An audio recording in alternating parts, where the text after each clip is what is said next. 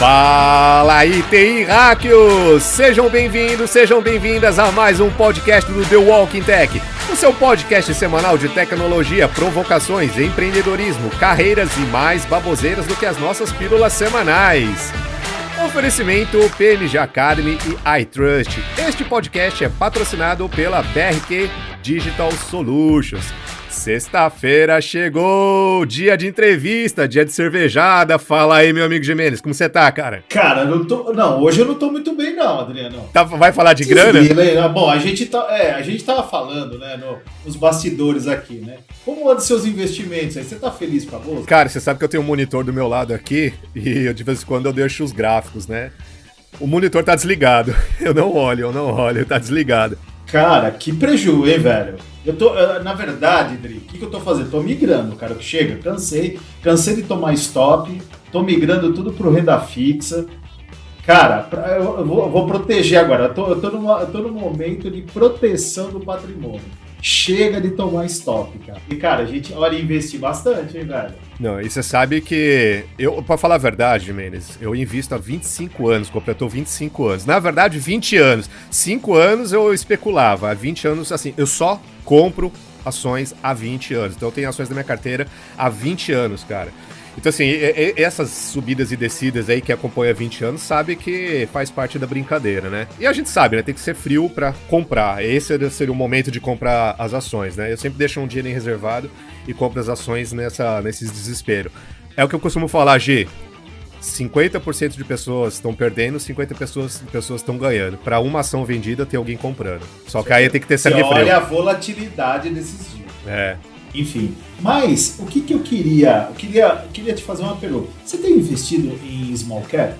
Cara, eu tenho uma porcentagem da minha carteira em small caps, mas eu gostaria de mudar um pouco e colocar, como a gente pode chamar, um little small cap ou small caps, né? É o que a gente vai falar hoje de minis IPOs, Poderia né? ter um fundo. Exatamente. Poderia ter um fundo de startups. Já pensou? Hein? Já pensou que legal? Fica a dica aí, Camila Nasser. É isso aí, hoje a gente vai falar sobre crowdfunding, a gente vai falar sobre investimento, financiamento, startups, empreendedorismo, tecnologia e uma coisa extremamente interessante, cara, assim, só recapitulando um pouco esse ano de 2021, a gente entrevistou, né, G, um monte de gente envolvida em startup, dono de startup, empreendedores, investidores, a gente entrevistou muitas pessoas que têm habilidade de fazer discovery, construir business canvas, mas a pergunta que sempre fica no ar: como? Como a gente investe? Ou aquele que está do outro lado, que tem um negócio, como a gente capta essa grana aí no mercado? E hoje, então, a gente tem uma convidada especial, demais especial, é um assunto que me interessa demais.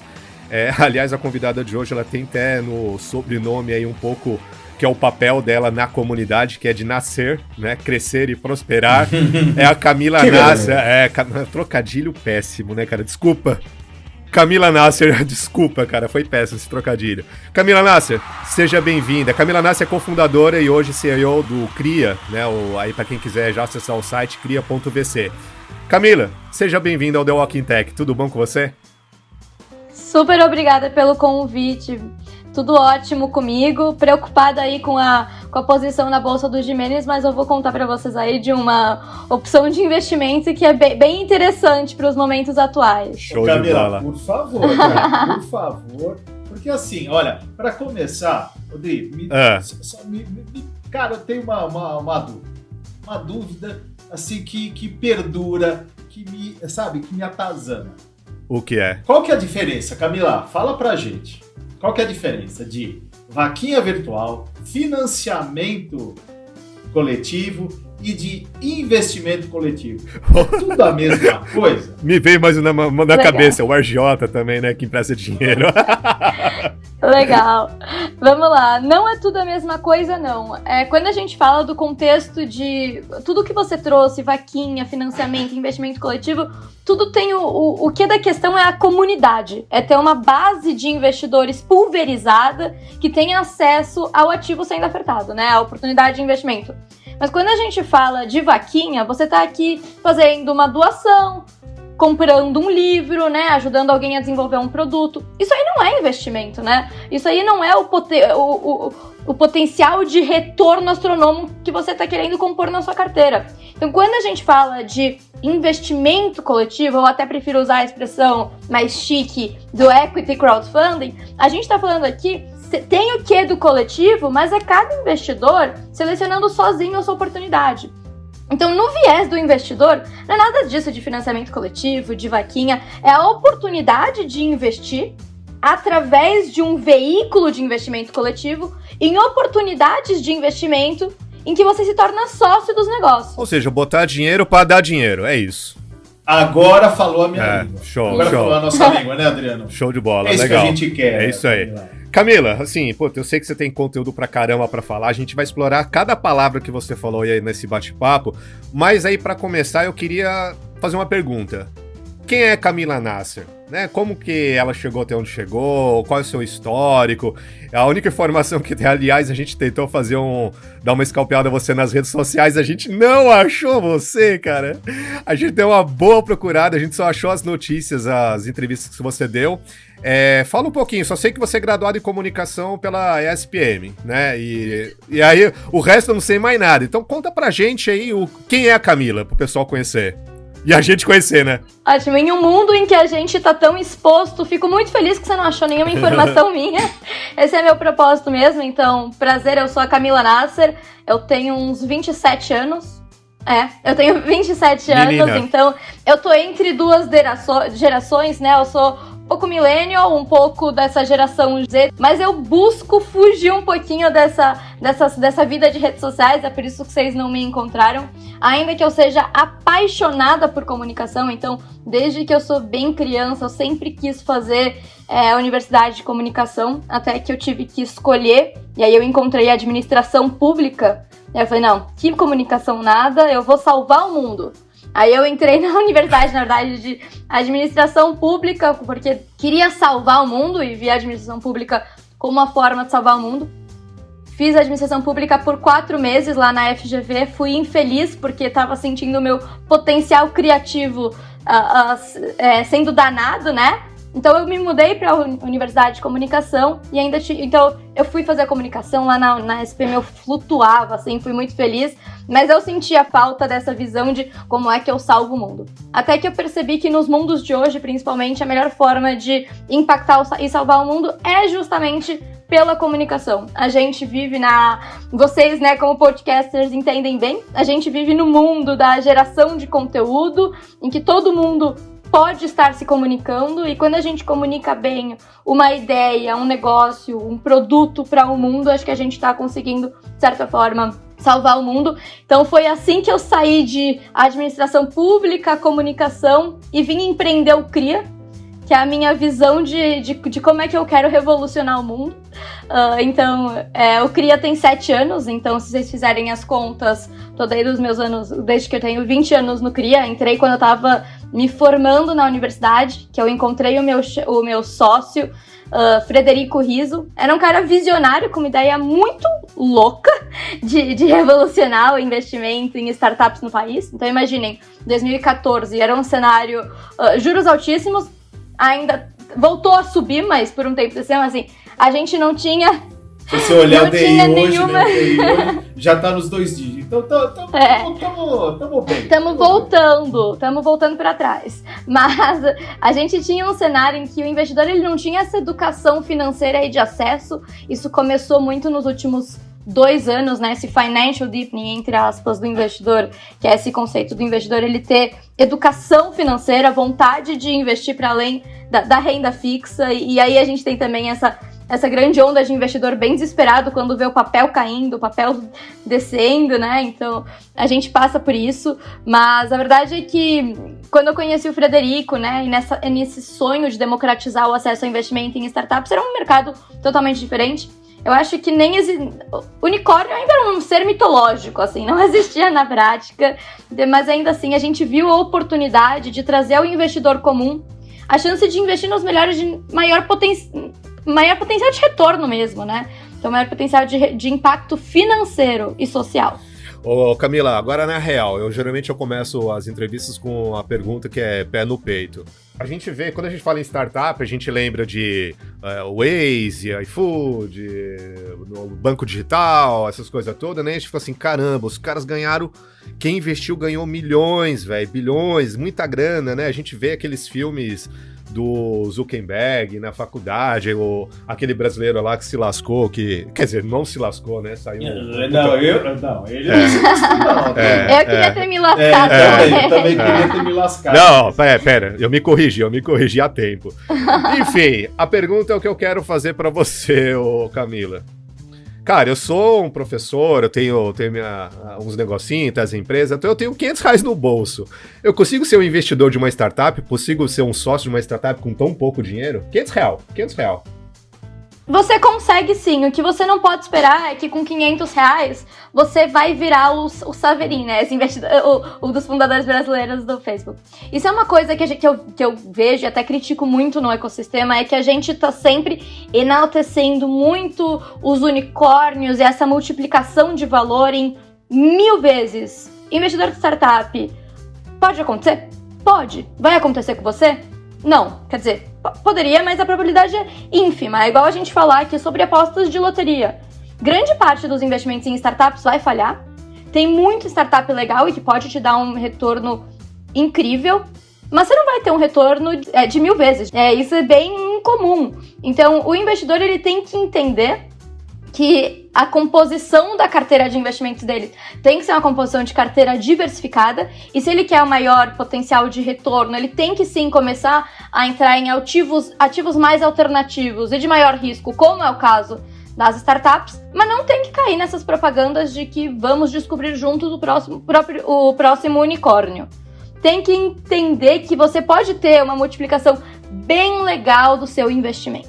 Então você está me dizendo que, por exemplo, através da empresa que você CEO cria, eu posso, como uma pessoa normal, da mesma forma que eu invisto em títulos públicos, eu invisto em bolsa de valores e tal, eu posso botar um dinheirinho apostando numa empresa que ela pode crescer, então isso pode ser feito facilmente. É isso que você está me dizendo? Uhum. Qualquer pessoa. Minha mãe pode fazer isso.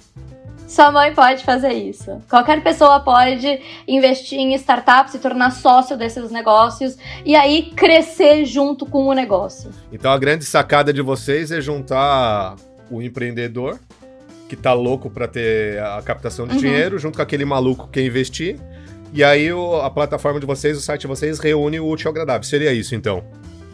Exato, eu gosto de brincar que a gente faz mini IPOs, né? Então, investidor tá esperando a empresa abrir capital no bolso. Agora todo mundo fala muito sobre a Nubank, que abriu agora, recentemente, mandou o prospecto de abertura do seu capital, né? Mas imagina se você pudesse ter investido na Nubank em 2013, na primeira rodada de investimento deles, quando eles ainda avaliam 1% do que eles valem hoje, né? Aí sim, aí que tá a geração de valor. Então a gente gosta de brincar que investir com o CRIA é participar dos primeiros IPOs das empresas, né? É uma oferta pública de uma empresa privada. Ô Camila, e esse desafio, ele tá muito voltado, assim, na oferta e na procura, né? Vamos dizer assim, né? Porque, assim, a gente sabe que existe hoje no mercado uma oferta de investidores. Tem vários investidores se oferecendo para investir no seu negócio. O problema é que não tem, né? Não tem ninguém que facilite isso, né? Faz essa intermediação, né? Existem boas ideias e a gente percebe, assim, eu me cadastrei na CRIA, eu entrei lá na CRIA, me cadastrei, fiz todo o registro, eu tô lendo alguns prospectos lá, achei interessante, tem uma empresa aqui de health tech, achei muito legal, bastante interessante. Legal, Supervida é um super caso. E é um caso legal porque a gente está co-investindo com investidores mais tradicionais, estratégicos, né? Então, a gente traz ao investidor comum a oportunidade de investir ao lado de grandes fundos ou de grandes investidores. Pois é isso aí que eu queria abordar. Cara, como é que funciona, né, esse ecossistema, né, essa jornada? Vamos dizer assim, você foi lá, garimpou, você achou um negócio, você entendeu? Ou, às vezes, as pessoas, sei lá, no caso da Supervida, aí, vamos pegar o exemplo, talvez, eu não sei se eles te procuraram, vocês procuraram eles, enfim. Eu queria saber como é que funciona esse ecossistema, esse modelo, esse processo aí. Legal. Uma coisa que acontece muito no nosso mercado, que a gente chama de mercado de venture capital, no contexto inglês de venture capital é o dinheiro aventureiro, né? Porque a gente tá falando aqui a aventura em termos do risco, né? Nesse mercado, o que acontece muitas vezes, e que é uma das minhas grandes críticas ao mercado, inclusive, é que para acessar o investidor, o empreendedor ele tem que ter uma rede de acesso, né? Então tem até fundo que publica em seu site. A melhor forma de nos ativar é através de um contato, uma introdução. Mas, poxa, assim você está se fechando a muito potencial de negócio que não tem como te acessar, porque não tem a rede certa. Então a gente acaba criando uma bolha, né? Um clubinho, né? E a gente sabe quem sai beneficiado por esse clubinho e quem sai prejudicado por esse clubinho. Então a nossa principal tese aqui no CRIA é: a gente recebe muita indicação, mas a gente acredita que todo mundo que entra na nossa tese de investimento deveria poder apresentar o seu negócio para nós. Então a gente tem um formulário de inscrição no site para os empreendedores. Isso quer dizer que a gente não faz curadoria? De jeito algum. Menos de 2% dos negócios que a gente analisa vão para frente. A questão é que a gente tem que dar a porta para os negócios entrarem e encontrarem um investidor. Essa é a primeira tese, né, da democratização. Dar acesso a qualquer um que está dentro da nossa tese. Pelo menos para ele apresentar o pitch dele, né? Exato. Pelo menos, cara, me apresenta o pitch. Pelo menos me deixa te rejeitar, isso, exato. Isso. Mas não ter nem a porta de acesso é um grande problema, porque a gente fala que, e principalmente para quem busca os unicórnios, né? Se você quer um investimento que vai te dar um retorno espetacular, você tem que encontrar algo fora de série. Essa é o que da questão, essa é a expressão, fora de série. Agora, como é que você vai encontrar algo fora de série se você só investe na mesma série, no mesmo perfil? Não vai. Ô Camila, você falou aí que quantos anos tem o CRIA? 7. Cara, 7 anos, eu tô fazendo as contas aqui, 2014, 2015, 2014. Você tá me falando numa época, que você falou também do termo crowdfunding, não era legalizado, não podia isso no Brasil, naquela época. Uma coisa é não ser legalizado, outra coisa é não poder. Para qualquer coisa ser legalizada, eu entendo que ela tem que antes existir. Eu gosto de fazer até um link macabro com assassinato, coisa horrível, mas antes do primeiro assassinato, não tinha nenhuma regra contra assassinatos, né? Não tinha lei de homicídio.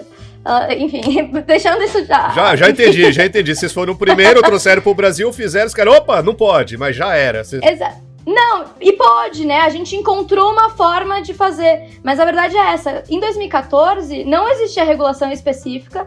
A gente analisou as leis de ofertas públicas, né? Então, que estão na CVM 400, 476, para quem é mais técnico, essas são as leis.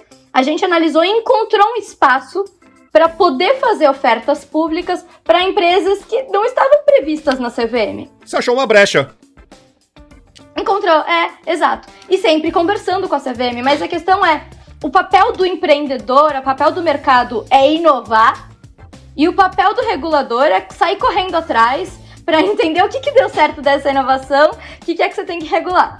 Mas tem que existir uma inovação prévia a qualquer regulamentação, né? Não dá para esperar que a regulamentação venha antes da inovação. E deu tão certo que em 2017 a CVM regulou o mercado, e depois de 3 anos, na verdade, então assim, 2014 surgimos, primeiras ofertas públicas, a gente foi fazendo. Fomos a primeira plataforma, inclusive. Em 2017, a CVM regulamentou o mercado. E aí, em 2020, então, 3 anos depois, a CVM já estava propondo mudanças de melhoria nessa regulamentação. Pra você ver como a gente tem uma evolução interessante do equity crowdfunding. Então, só pra deixar a galera tranquila que tem R$500 no bolso e tá a fim de investir, é bom saber, então, que o CRIA, ele é regulado pela CVM, então. Exato. Ele tem a regulamentação. Vocês criaram mesmo, né? Porque é possível, viu, Adriano? Por exemplo, se a gente quiser criar um fundo, a gente pode criar um fundo. Qualquer pessoa pode criar um fundo.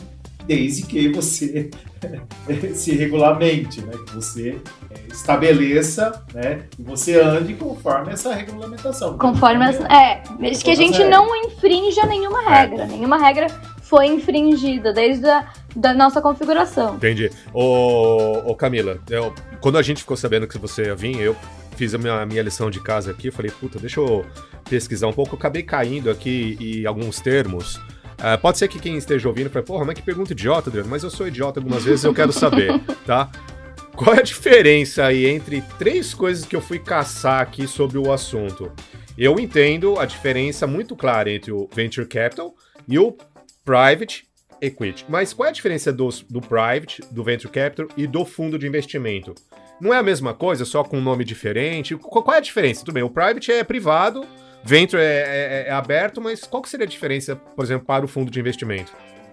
Legal. O que eu entendo, o fundo de investimento ou as plataformas de investimento, eles estão dentro desse mercado do Private Equity ou Venture Capital. Então, o mercado é o Private Equity Venture Capital e as configurações de investimento é via fundo, via CVC, que hoje são os Corporate Venture Capital, que são, por exemplo, fundos que fazem parte de grandes empresas. Por exemplo, a Natura tem o seu próprio fundo de investimento em negócios, a Ambev. Então, são diferentes formas de se participar dos mercados que são Venture Capital e Private Equity. E aqui o mercado de Venture Capital e Private Equity, a diferença é bastante na escala e no tipo de negócio. O Venture Capital, ele é muito focado em negócios de tecnologia ainda. Enquanto o Private Equity, ele consegue ser mais focado em outros tipos de negócio, negócios mais economia real. E o Venture Capital, ele consegue pegar negócios muito, muito cedo, né? Então a gente tem fases bem embrionárias em que você investe em um negócio que é o PowerPoint. Entendi, é só o PowerPoint, né?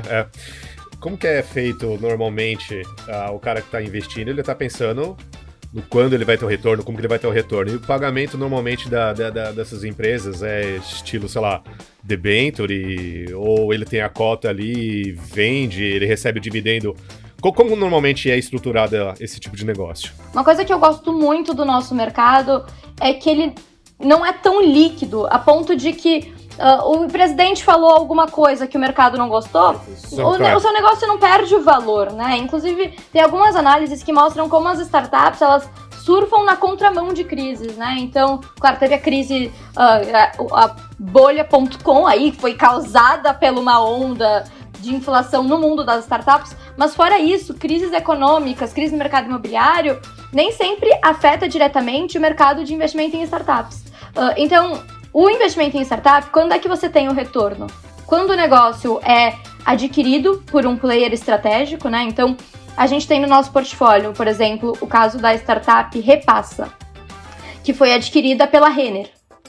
Então, quando a empresa foi adquirida pela Renner, os investidores eles tiveram um retorno bem relevante.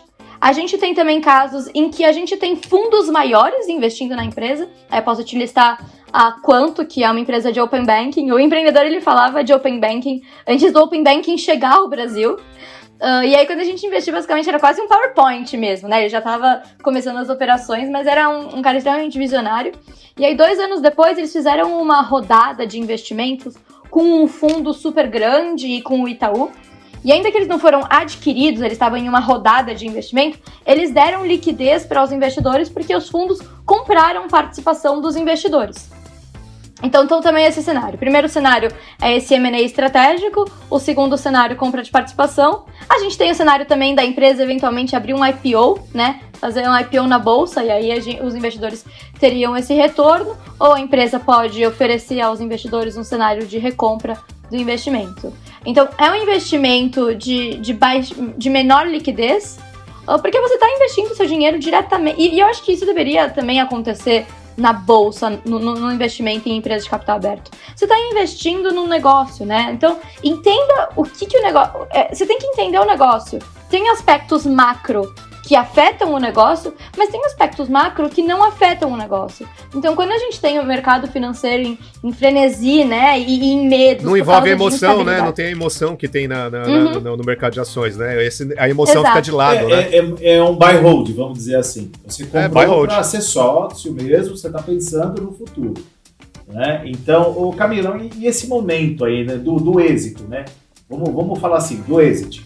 Teve o exit. Como é que funciona isso aí? Por exemplo, eu estava lá numa empresa, a gente, né, investiu lá, eu comprei a minha cota aqui, enfim. Aí teve esse momento do exit. Como é que funciona isso daí? A gente, tipo, aí vendeu a empresa, sei lá, um fundo chegou e investiu mais, a participação teoricamente diminui. Como é que funciona isso daí? Porque assim, eu comprei uma parte, tipo, comprei lá 1%. Aí entra um fundo, o cara fala, não. Eu quero ficar com 51%. Aí, enfim, os caras são mais agressivos do que os pequenos. Porque, pô, o negócio foi interessante para aquele cara. Só que tem um monte de pequenos, né, que são sócios. A gente vai ser pressionado a vender, né? Como é que funciona isso daí? Não, então, legal. A primeira coisa é que é muito comum em qualquer cenário de investimento, seja com uma rede pública de investidores, né, como Equity Crowdfunding, você tem aí uma comunidade de investidores, mas seja também com um fundo, o fundo entra, digamos que o fundo tá com 10%, tá? Primeira rodada de investimento, quando a startup até nem fatura. A startup ela começa a crescer e ela precisa de mais financiamento para crescer ainda mais. Quando ela faz uma nova rodada de investimento, é normal que ela dilua por igual a participação de todos os investidores. Diluição é ruim? Depende. Você está se diluindo, você está com um pedaço menor de uma torta muito maior.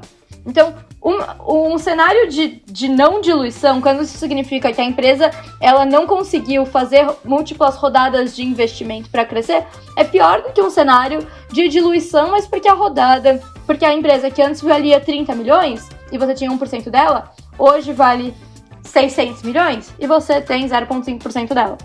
Isso é só um paralelo. Então, na hora do exit, né, na hora da saída do investimento, o cenário é que você vende a participação atual da empresa que você tem.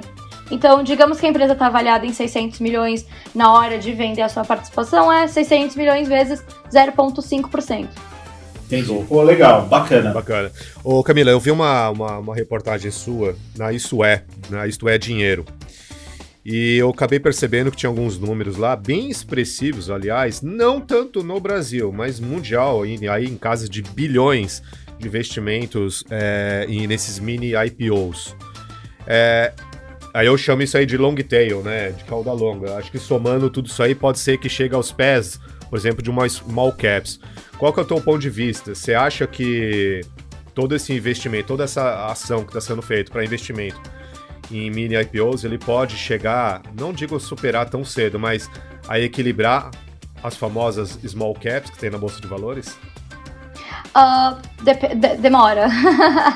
Se a gente fosse analisar o crescimento do mercado de venture capital em si, a gente vê que é um mercado que tá mobilizando muita grana, a gente tá batendo bilhões. Mas se a gente for pegar uma lupa e olhar para o mercado de equity crowdfunding, ano passado a gente mobilizou 84 milhões, mercado, tá?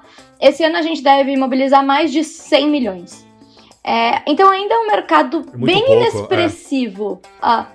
E eu falo isso, é um mercado que evoluiu muito, tá? Então em 7 anos a gente teve uma evolução braba, danada, e agora a gente tá à espera de uma mudança na regulação da CVM que vai aumentar ainda mais o mercado, porque vai permitir que empresas maiores possam captar.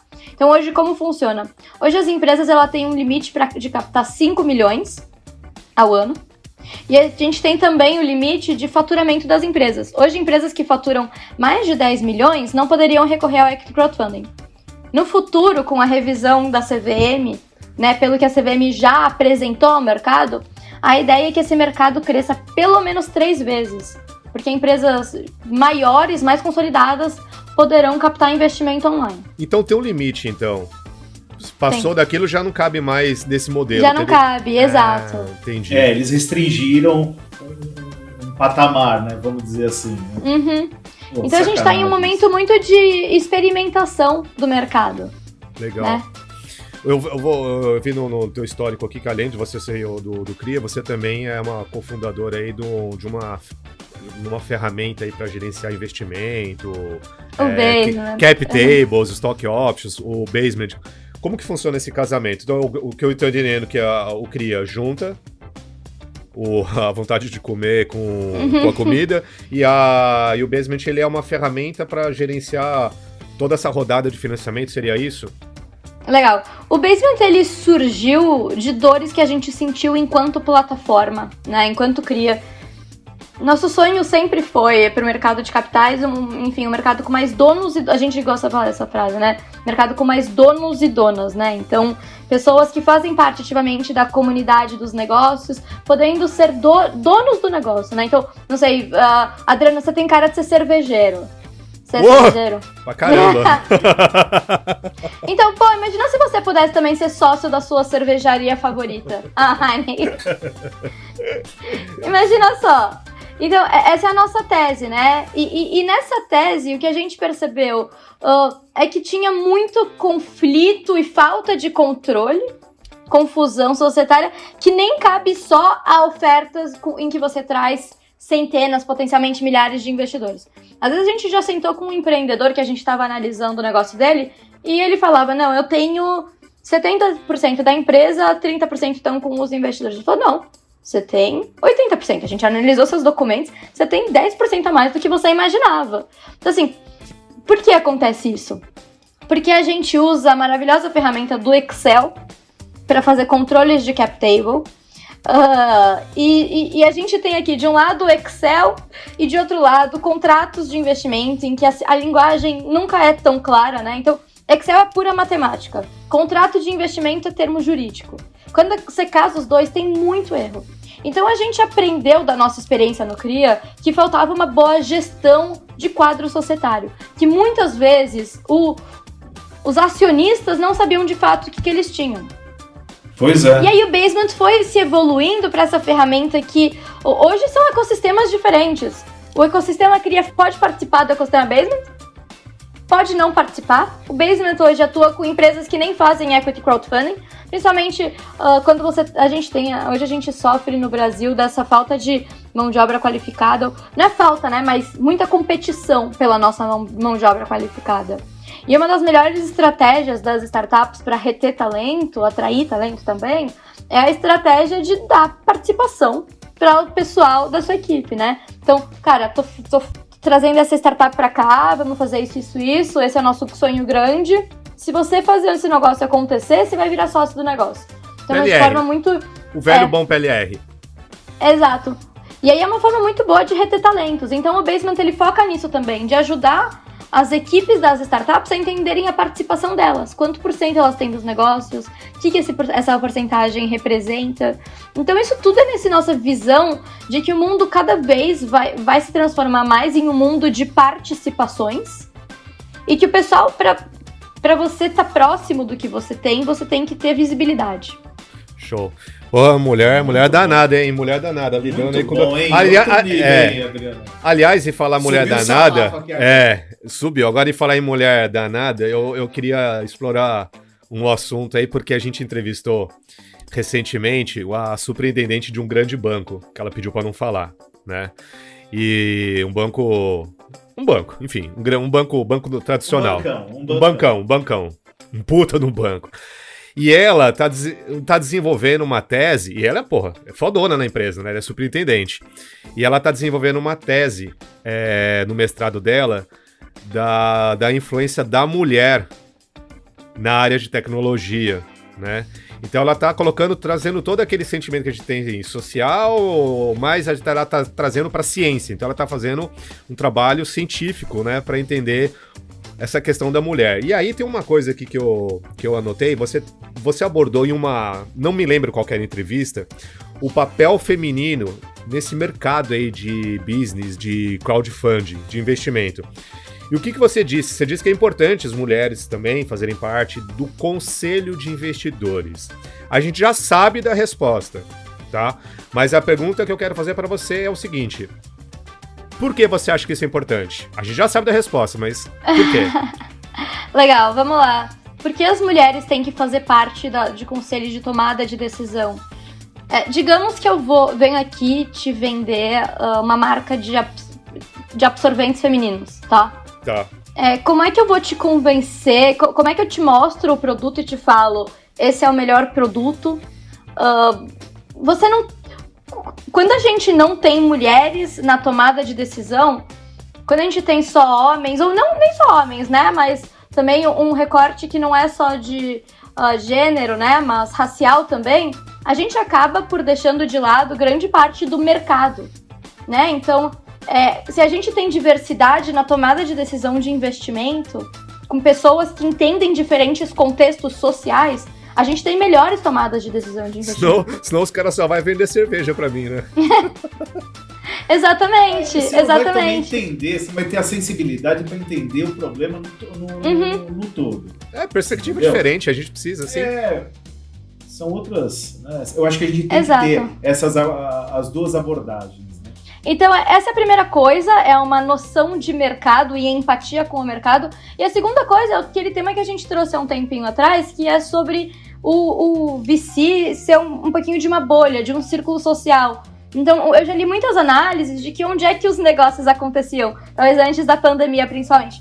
Era no bar, né? Então, você se conecta com outro empreendedor no bar, você conhece um fundador no bar, e aí os homens no bar sentam entre homens, as mulheres entre mulheres. E aí, quando a gente tinha muito investidor homem tomando as decisões de investimento, e o ciclo social deles é quem traz grande parte das oportunidades de investimento, a gente acaba se fechando para um perfil. Então, se a gente se força a ter diversidade na tomada de decisão de investimento, a gente tem também diversidade na entrada de oportunidades. Legal. Ô Camila, bom, vamos lá. Eu entrei, me cadastrei na CRIA, escolhi lá o que eu quero investir, separei minha grana, investi.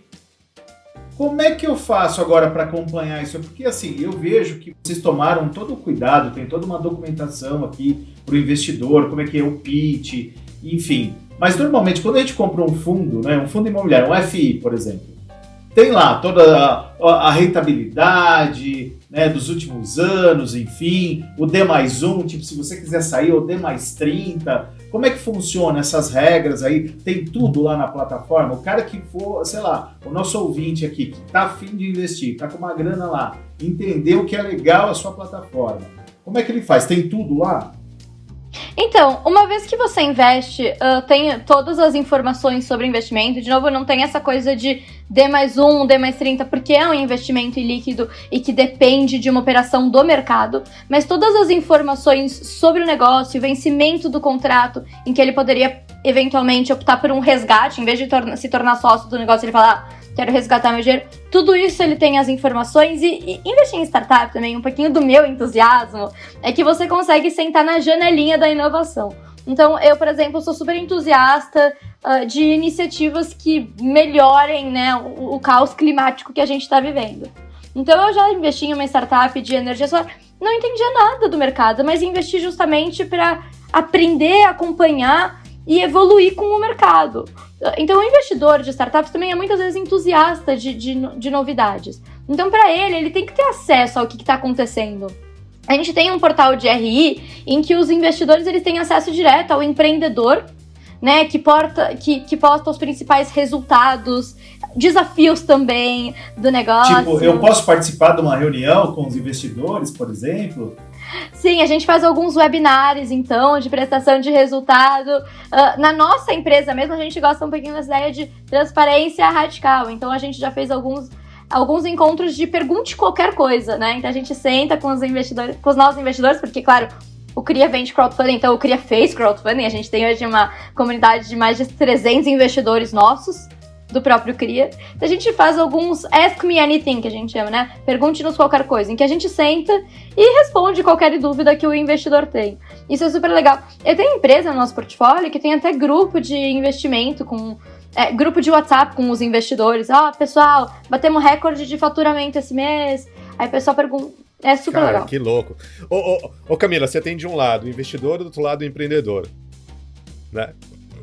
Quem é mais difícil lidar com essa jornada? A jornada do investidor ou a jornada do empreendedor? Quem é mais complicado? Quem é mais complicado? É difícil pontuar isso, né? São perfis diferentes. O que eu percebo do Venture Capital hoje, né? A gente já falou muito sobre dificuldade de acesso do empreendedor. Mas a verdade é que a gente está vivendo em um cenário de grande liquidez do mercado e que os empreendedores têm muito acesso a investidor. Então, nesse cenário, qual é o papel de um bom investidor de startups para conseguir atrair os melhores negócios? É gerar valor. Então, quando a gente olha para os empreendedores, o que a gente tenta fazer é gerar valor a partir da interação número 0. Então, mesmo se eu estou rejeitando o negócio, a gente tem que dar aquela pergunta matadora, em que faz a pessoa olhar para dentro, pensar, fazer conexões estratégicas para os empreendedores do nosso portfólio. Então, para o empreendedor, a gente tem que estar sempre tentando melhorar e gerar mais valor. E para o investidor, o grande desafio do momento, de todas as plataformas ou até do mercado, é governança. É conseguir bater as expectativas dos investidores. Depois eu vou te falar o porquê eu me animo quando eu ouço essa palavra governança nesse mundo de startup. Continua, desculpa. Governança corporativa, viu? Corporativa. Não se anima muito, não. Mas tem que ter governança para os investidores terem transparência, né, do que está acontecendo. Então, acho que esses são os grandes desafios. Conseguir manter o investidor informado e, principalmente, educar investidor. Já recebi e-mail de investidor me falando, olha, eu só tenho R$500 para investir, quero investir com você. Eu falo, não, pensa de novo. Se você só tem R$500 para investir, não é em startup que você tem que investir. Agora, se você tem R$500 para investir em startups de uma carteira de R$5.000, tudo bem, aí a gente pode conversar. Mas então, assim, a plataforma, na minha visão, tem é essencial que a gente faça um bom trabalho de educação do investidor.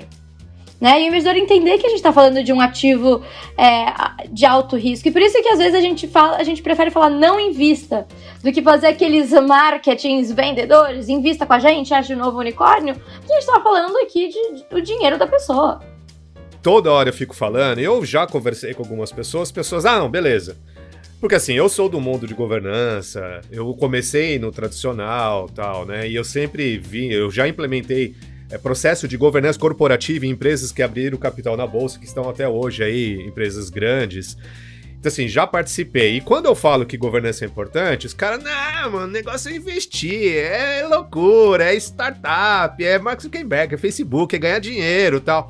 É botar dinheiro, os caras vão lá e põem dinheiro. Eu falo assim, gente, não é assim. Quem tá lidando... E ainda eu dou exemplo fora, né? Você pega um banco estrangeiro que vai botar o dinheiro ali, é um negócio extremamente controlado, gerenciado, compliance em cima, risco e tal. E as pessoas não acreditam, eles acham que é totalmente oposto. O mundo de startup é loucura, né? MVP, prototipação, vamos testar mercado primeiro, depois a gente pega o dinheiro. E tem aquela outra que é mais séria, tradicional, e as pessoas acham que são duas coisas separadas. É separada? Não é separada, é tudo junto, né, Camila? A verdade é que eu entendo governança até como um conceito amplo, né?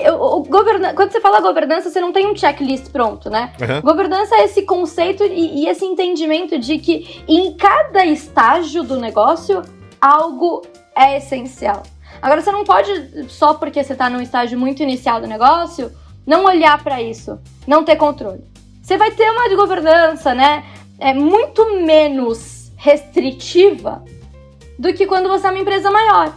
Mas isso não significa que você não tem que estar bem estruturado. E quando eu falo de governança, é muito nessa questão de transparência, controle, bons relacionamentos, processos. É porque assim, a gente vê muito extremismo, né?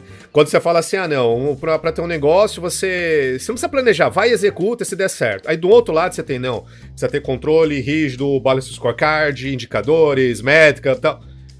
Acho que os dois têm que flexibilizar, porque assim, eu fico imaginando, como que um banco vai botar dinheiro num negócio onde aqui não planeja não, aqui é todo mundo maluco, aqui todo mundo trabalha de bermuda, joga fliperama, toma cerveja e a gente vai fazendo a startup acontecer. Não é bem assim, né? Então, assim, meu mercadinho tá... Não tem nem problema, Adriano, contanto que, a Camila tá dizendo, contanto que esse negócio, esse produto, o serviço, esteja agregando algum valor para a sociedade, esteja resolvendo um problema, cara, o investidor, ele vai ver o valor. É esse. Mas aí eu tô falando, quando tem um investidor corporativo, muda um pouco de figura. Né? Quando você tem um investidor, pessoa física, tudo bem, você entra na dança, a gente tem esse sangue de vamos lá, vamos fazer. Agora você vai ter pegando um... Eu acredito que os caras também estão vendo esse tipo de coisa. Então, com certeza, um grande banco... Sim. O cara tá vendo isso, ele tá baixando, assim, baixando não, vamos dizer assim, ele tá saindo do casulo, ele tá ouvindo o mercado, tá ouvindo como é que... Peraí, deixa eu ver a linguagem da Camila aqui, que ela tá me dizendo. Porque, cara, tem potencial. Tem, e é tanto que essa empresa que eu ajudei a abrir o capital na bolsa, que tem há 20 anos, hoje ela tem um braço de investimento. Então, assim, eles investem em startups. Eles pegam... Então, assim, eles têm um hub para isso. Acho que é um passo para você começar, para essas empresas vulgo tradicionais, entrarem nesse mundo. Porque, assim, a empresa que não entrar também, ela vai ficar para trás também, né? Porque tá todo mundo para esse movimento. Então, eu acho que é o equilíbrio, né? Eu adoro o equilíbrio entre o melhor de cada um dos lados. Não sei se você concorda com isso ou não, mas, Camila, eu queria que você falasse um pouco sobre isso. Não, eu concordo. Eu acho que a gente vive... E não sei dizer quando vai acontecer, ou se já aconteceu a ruptura, mas a gente vive muitas evoluções, assim, né? E eu gosto daquele desenho que mostra o nosso ritmo de transformação no mundo. Agora até falando de metaverso, enfim, NFT, tem tanta coisa nova acontecendo no mundo, então são grandes transformações e que aconteceram muito rápido. Então a gente tem também do nosso lado, né, no lado sociedade, essa necessidade de evoluir constantemente negócios, né, não ficar para trás nas transformações, mas evoluir de uma forma também consciente. Então, e nisso que acho que a gente tem esse casamento entre os inovadores e os tradicionais. Camila, eu sou a pessoa que tem que dar normalmente a notícia triste. O pessoal aqui já começou a limpar as mesas, já começou a tirar as bebidas, fechar as portas, varrer o salão. A gente já tá chegando aí no finalzinho da entrevista. Eu quero fazer mais uma pergunta, depois a Jimenez também emenda já a última pergunta, depois a gente faz encerramento. Tem uma coisa que chamou muita atenção, uma coisa que eu li na Folha, um artigo falando que até motel e cemitério atraem investimentos coletivos via startup. É verdade esse troço mesmo? Como que funciona? Como funciona? E, inclusive, é de um cliente nosso. Então, a gente falou muito de plataformas e do CRIA, mas a gente também vende a nossa tecnologia para outras plataformas de ativos alternativos, né? Se chama KRS, é o Crowdfunding Services. É um braço do CRIA. E com isso a gente tem um ecossistema de plataformas de diferentes verticais. E uma das plataformas está justamente trazendo essa ideia de investimentos alternativos, bem alternativos, né? Eu não sei qual que é o mais bizarro, cara. É muito bizarro. Tem investimento florestal também, que é um negócio que tem crescido bastante. Então tem diferentes verticais de investimento. Tenho visto muito investimento de arte. Tem uma plataforma, cliente nossa, que chama Vegan Business. Eles focam justamente no mundo vegano, mundo plant-based. Então tudo que você quiser investir sobre desse mercado, eles vão trazer essas oportunidades de investimento. Então existem plataformas de investimento alternativo em diferentes verticais e nichos. Isso é super legal. Cara, que show! Muito legal. Ô Camila, pra finalizar aí, cara, qual que é o teu propósito agora? O propósito da CRIA, enfim, o que você tá visualizando aí, vislumbrando aí para os próximos anos aí? Qual que é o futuro da CRIA? Legal. Eu diria que é um mercado de capitais mais democrático e se eu pudesse ser ousada na minha resposta, um pouquinho do que me levanta todo dia para trabalhar e batalhar aqui, essa visão de um capitalismo mais equilibrado, né? Então, como é que você gera riqueza hoje? Tendo propriedades. Propriedade, tanto imóvel, né, que é o sonho de todo brasileiro, mas também a propriedade, quer dizer, a sociedade, ser dono de alguma coisa. Então, se a gente consegue redistribuir essa geração de valor, trazer mais gente para ser dono dos negócios, a gente está, de fato, tentando, de alguma forma, reequilibrar o capitalismo. Então, esse é o meu grande propósito e visão. Conseguir redistribuir o valor para que quando um negócio cresce pra caramba, até mesmo vira um unicórnio, mas que gera bom valor para a sociedade, esse negócio ele não está só tornando o seu CEO e os fundos bilionários, mas ele está gerando valor distribuído para todo mundo que fez o negócio crescer. Para milhares de investidores, do pessoal que trabalha nos negócios. Essa é a minha visão para o mundo, né? E é isso que a gente faz aqui no CRIA, ainda em um ecossistema bem experimental em termos de tamanho, né? Então, como eu falei, a gente ainda está começando, o mercado do Equity Crowdfunding ainda está começando, mas a visão de futuro desse mercado é esse. O mercado que consiga redistribuir e recalibrar essa geração de valor para um mundo de mais donos e donas, de mais participação mesmo. Show. Camila, a gente sabe que muitos profissionais de tecnologia como eu, Gimenez, eu não sei que raios que todo mundo que é de TI adora investir em ações. Eu acho que é porque ganha pouco, né? Sei lá, aí você vai tentar tirar uns troquinhos. Não sei, mas acho que é pra manter. Pra manter, né? Pra tentar pagar a aposentadoria, porque você aposentar antes, né? Por invalidez. Tudo muito doido. Então é o seguinte... essa galera que investe, queria que você desse aquele recado pra aquele cara que tá ouvindo esse podcast, assim, faz o pitch aí pra essa galera. Faz o pitch. Legal. Se você esperar uma empresa abrir capital na bolsa para investir nessa empresa, é claro que você está perdendo a maior geração de valor desse negócio. Os investidores que entram no mercado privado, eles estão entrando quando o negócio está menor, então que ele pode crescer mais e gerar mais valor proporcional. Até a gente tem visto algumas histórias de fracasso na bolsa, então a grande parte do valor já foi gerado. Se você quer realmente ter maior retorno do seu investimento, você tem que calibrar, né, compor a sua carteira de investimentos entrando no mercado privado, investindo em startups. Então, são os dados. O meu pitch se você quer participar da maior geração de valor financeiro, também de impacto no mercado, participe do mercado privado, participe de investimento em startups, negócios que te apaixonam, negócios que você acredita que vão fazer uma boa evolução social para o mundo, e vem sentar com a gente na janelinha da inovação. Tá um passinho antes, né? É um passinho antes da galera. Eu acho que isso é o legal, né? Show de bola. Camila, Nasser, queria agradecer demais teu tempo, tua disposição, agradecer toda a tua equipe, agradecer o pessoal da tua empresa, tua presença aqui, foi show de bola. Se as pessoas quiserem falar contigo, como que te acham, não vai falar que é só procurar no YouTube, porque no Google, porque eu procurei e não achei. Pode ser no LinkedIn, Camila Nasser. Show de bola. Bom, gente, obrigado aí pela presença de todo mundo. Não esqueçam de curtir os vídeos, o podcast completo da entrevista nas redes sociais, no YouTube, no Instagram e também no próprio site do The Walking Tech. Sempre lembrando, toda sexta-feira, episódio novo, entrevista nova, ou uma pílula nova. E se você acha que essa entrevista aí foi show de bola, como eu acho que foi sensacional, divulgue e compartilhe com os amiguinhos. Obrigado por nos ouvir até aqui. Meu nome é Adriano Martins. Eu sou o Luiz Gimenez. Até o próximo episódio do podcast semanal do The Walking Tech, patrocinado pela PMG Academy. Falou, TI Hackers!